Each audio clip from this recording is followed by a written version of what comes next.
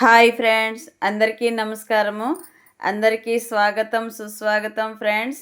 రేణిగుంట హైమా వ్లాగ్స్కి స్వాగతం. ఇక్కడైతే నేను ఏదో ఒక పని చేస్తూ బిజీగా ఉండాలని ప్రయత్నం చేస్తున్నాను. ఈ రోజంతా మనసులో చెప్పలేనంత బాధగా ఉంది. ఒక్కొక్కసారి అనుకోకుండా దుఃఖం కూడా వచ్చేస్తుంది. పిల్లలందరూ కూడా ఎవరి పాటికి వాళ్ళు వెళ్ళిపోతున్నారు. పండుగ అయిపోయింది కదా!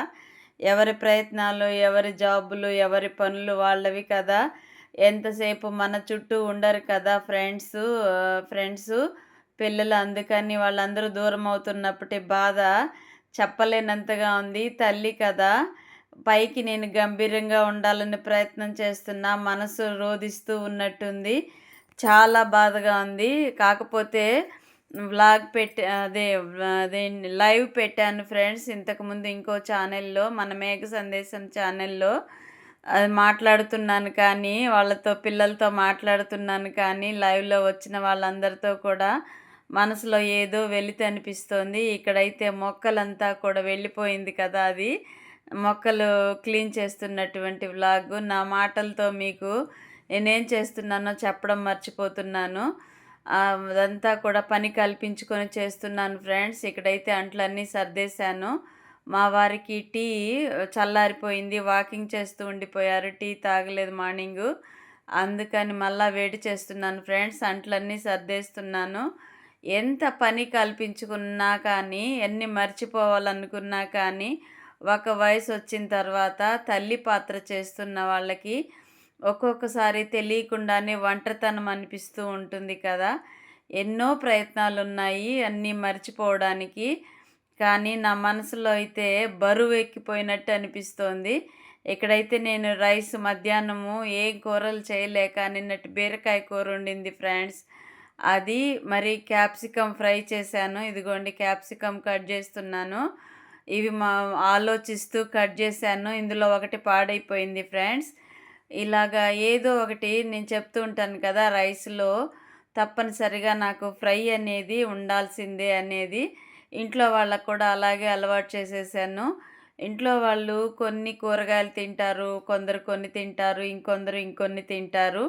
వాళ్ళోళ్ళ అభిప్రాయాలు వాళ్ళకి నచ్చినట్టుగా ఓపికగా చేసి పెడుతూ ఉంటాను.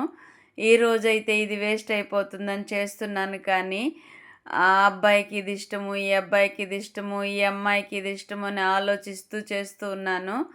తల్లి పాత్ర చేస్తూ ఉంటే చెప్పలేనంత ఆనందము ఉంటుంది. అంతే బరువు ఉంటుంది.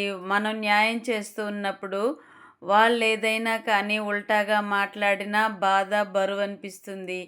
వీళ్ళకు మనం ఎంత కడుపులో దాచిపెట్టుకున్నా సరే, వీళ్ళు ఇలాగే చేస్తున్నారేంటి అనే ఆలోచన కూడా మనకొస్తూ ఉంటుంది.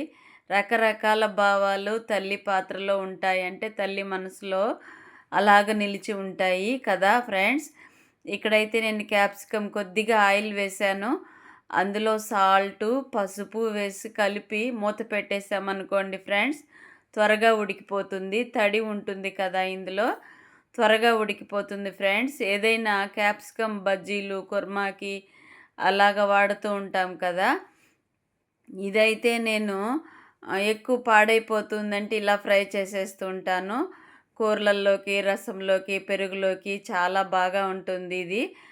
ఒక్కొక్కరు ఒక్కొక్క రుచి అని చెప్తూ ఉంటాను కదా! నేనైతే ఇలా చేసి ఇష్టంగా తింటాను ఫ్రెండ్స్.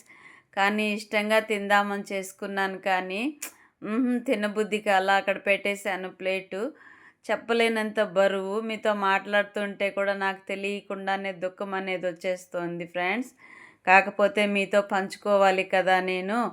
ఇక్కడైతే క్యాప్సికమ్ వేగిపోయింది. పప్పుల పొడి అంటే వేరుశనక్కాయల పొడి వేశాను.